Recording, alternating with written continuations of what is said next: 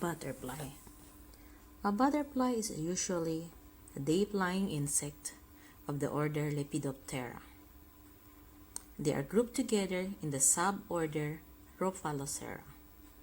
Butterflies are closely related to moths, from which they evolved. The earliest discovered fossil moth dates to 200 million years ago.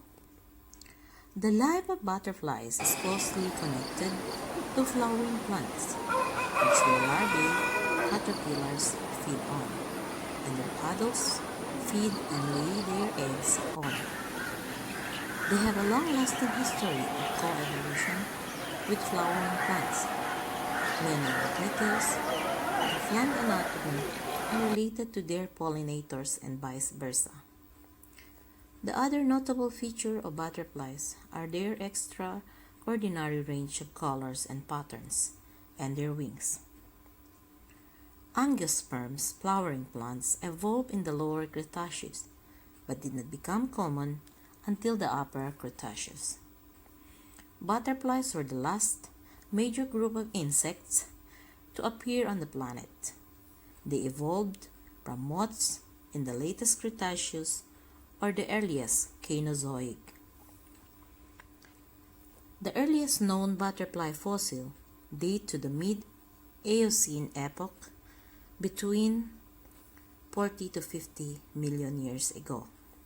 Like moths, butterflies have 4 wings covered with tiny scales. When a butterfly is not flying, its wings are usually folded over its backs. The wings are patterned and are often brightly colored. There are many different kinds of butterflies. The males and females of each kind are often slightly different from each other. Butterfly watching is a popular hobby. Some people also keep collections of dead butterflies that they have caught. Like all insects with complete metamorphosis, a butterfly's life goes through 4 distinct stages. It begins as an egg, which hatches into a larvae, a caterpillar. After some time, the larvae turns into a chrysalis. While it is in the chrysalis stage, it changes to become an adult butterfly. To complete the cycle, adults mate and the females lay the eggs. Butterfly superfamily Papilionoidea. Any of the numerous species of insects belonging to the families.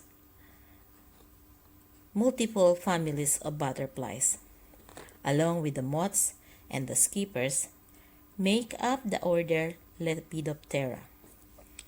Butterflies are nearly worldwide in their distribution.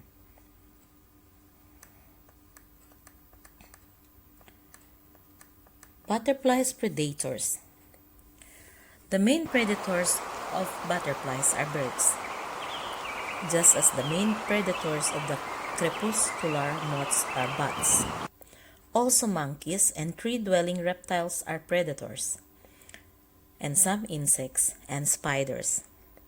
All reptiles and monkeys have good color vision, so that butterfly coloration works just as well on them as it does on birds. Butterfly defense.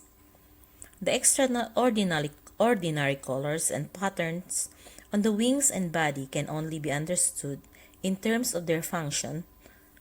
Some of the most obvious functions of colors are camouflage, which is enabling the insect to remain hidden from view, signaling to other animals, warning coloration, signaling to other animals not to attack, mimicry, taking advantage of another species, warning coloration, and other kinds of signaling, and diversion. Unexpected flashes of colors or eye spots. The details vary from the group to group and from species to species. The caterpillars also have colors with similar functions. The poisonous substances which make some butterflies noxious to eat are got from the plants eaten by their caterpillars. Butterfly body. Like most insects, butterflies have three main body parts. These parts are the head, the thorax, and the abdomen. The body is protected by the exoskeleton. The body is made up of sections known as segments.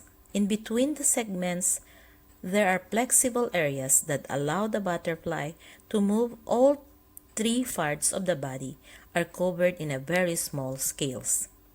The scales give the butterfly its colors. Butterfly wings and flight. Butterflies have a very characteristic flying style.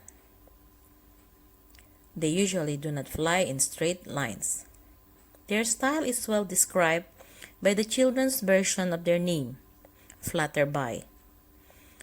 Some species are capable of strong long flights, the monarch butterfly migration, and others never leave the woods they were born in.